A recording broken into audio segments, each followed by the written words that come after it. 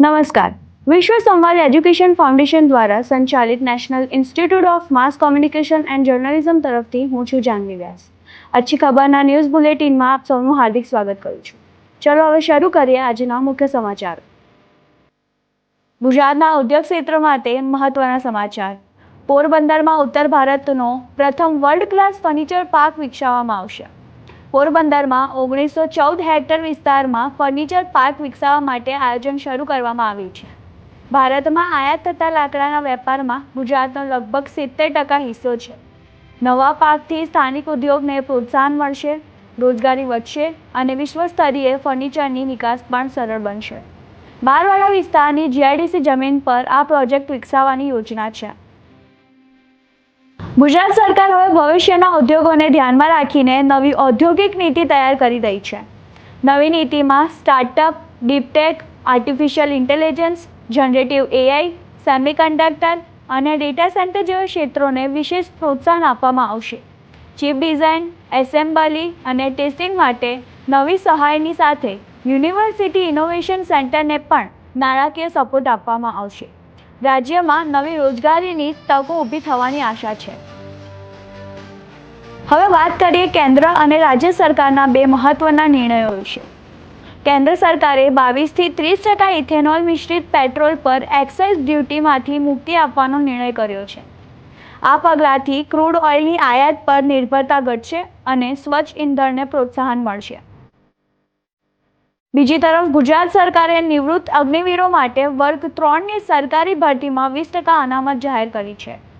ઉપરાંત વય મર્યાદામાં છૂટછાટ અને કેટલીક ભરતીમાં શારીરિક પરીક્ષામાં પણ રાહત આપવામાં આવશે.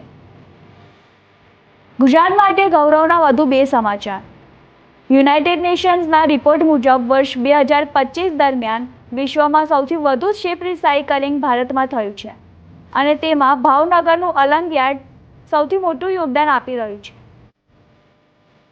બીજી તરફ ગુજરાતના દરિયા કિનારે ડોલ્ફિનની સંખ્યા 680થી વધુ નોંધાઈ છે. પર્યાવરણ સંરક્ષણ અને માછીમારોના સહકારથી દરિયાઈ જીવસૃષ્ટિના સંરક્ષણમાં સારા પરિણામો જોવા મળી રહ્યા છે. વાત કરીએ ડિજિટલ ગુજરાત અને એક પ્રેરણાદાયી સામાજિક પહેલની.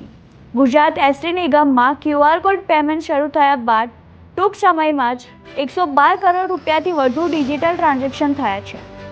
મુસાફરો માટે હવે કેશલેસ મુસાફરી વધુ સરળ બની છે. અમદાવાદમાં પોલીસ અને વિવિધ સંસ્થાઓના સંયુક્ત પ્રયાસથી ભિક્ષાવૃત્તિમાં રહેલા 20 બાળકોને બચાવીને શાળામાં દાખલ કરવામાં આવ્યા છે, જેથી તેઓ હવે શિક્ષણના મુખ્ય પ્રવાહ સાથે જોડાઈ શકશે. તાજેતરમાં રિલીઝ થયેલી ફિલ્મ મેં વાપસ આઉંગાને દર્શકોનો સારો પ્રતિસાદ મળી રહ્યો છે. સોશિયલ મીડિયા પર મળેલ પોઝિટિવ પ્રતિસાદને કારણે ફિલ્મના બોક્સ ઓફિસ કલેક્શનમાં નોંધપાત્ર વધારો થયો છે.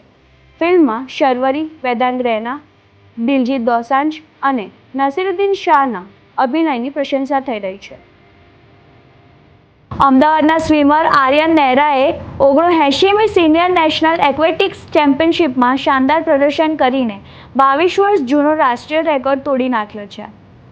આર્યને 800 અને 1500 મીટર ફ્રી સ્ટાઇલમાં ગોલ્ડ મેડલ જીત્યા છે.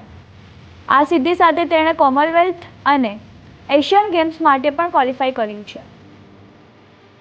મહિલા ક્રિકેટના વિકાસને ધ્યાનમાં રાખીને આઈસીસીએ એક મહત્વનો નિર્ણય લીધો છે. આઈસીસીએ મહિલા ક્રિકેટરો માટે પોસ્ટ પ્રેગ્નન્સી ગાઈડલાઇન જાહેર કરી છે. આ નવી નીતિ અંતર્ગત મહિલા ખેલાડીઓને માતૃત્વ બાદ સુરક્ષિત રીતે ક્રિકેટમાં વાપસી કરવાની વધુ અનુકૂળતા મળશે. આ નિર્ણય મહિલા ક્રિકેટના વિકાસ માટે મહત્વપૂર્ણ માનવામાં આવી રહ્યો છે.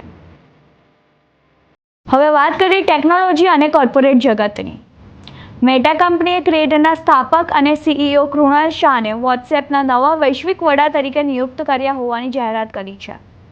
કૃણાલ શાહના નેતૃત્વ હેઠળ વોટ્સએપ આગામી સમયમાં મેસેજિંગ ઉપરાંત ડિજિટલ પેમેન્ટ અને ફિનટેક ક્ષેત્રે વધુ વિસ્તરણ કરશે તેવી આશા વ્યક્ત કરવામાં આવી છે.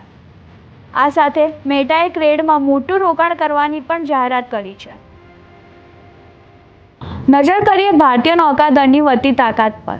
આત્મનિર્ભર ભારત અંતર્ગત 3 અત્યાધુનિક સ્વદેશી યુદ્ધપોતો ભારતીય નૌકાદળમાં સામેલ કરવામાં આવ્યા છે.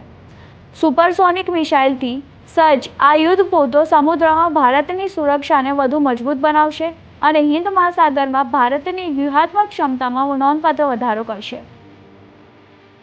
ઇસરોનું લક્ષ્ય વર્ષ 2035 સુધીમાં ભારતીય સ્પેસ સ્ટેશન સ્થાપવાનું અને 2040 સુધીમાં ભારતીય અવકાશયાત્રીને ચંદ્ર પર મોકલવાનું છે. ખાનગી ભાગીદારી દ્વારા સ્પેસ ઇકોનોમીમાં ભારતનો હિસ્સો વધારવાની યોજના છે. વડોદરામાં એસેમ્બલ થતું સ્વદેશી C-295 સૈન્ય પરિવહન વિમાન સફળ પરીક્ષણ ઉડાન પૂર્ણ કરી ચૂક્યું છે. ભારતીય વાયુસેના કુલ 56 વિમાન ખરીદશે. અંતમાં વાત કરીએ ભારત અને ચીન વચ્ચેના સંબંધોની. ભારતના રાષ્ટ્રીય સુરક્ષા સલાહકાર અજીત ડોભાલ અને ચીનના વિદેશ મંત્રી વાંગ યી વચ્ચે મહત્વપૂર્ણ બેઠક યોજાઈ હતી. બંને દેશોએ સરહદી વિસ્તારમાં શાંતિ જાળવવા અને દ્વિપક્ષીય સંબંધોને વધુ મજબૂત બનાવવા અંગે સકારાત્મક ચર્ચા કરી હતી. બેઠક બાદ બંને દેશો વચ્ચેના સંબંધોમાં સુધારાના સંકેતો જોવા મળી રહ્યા છે.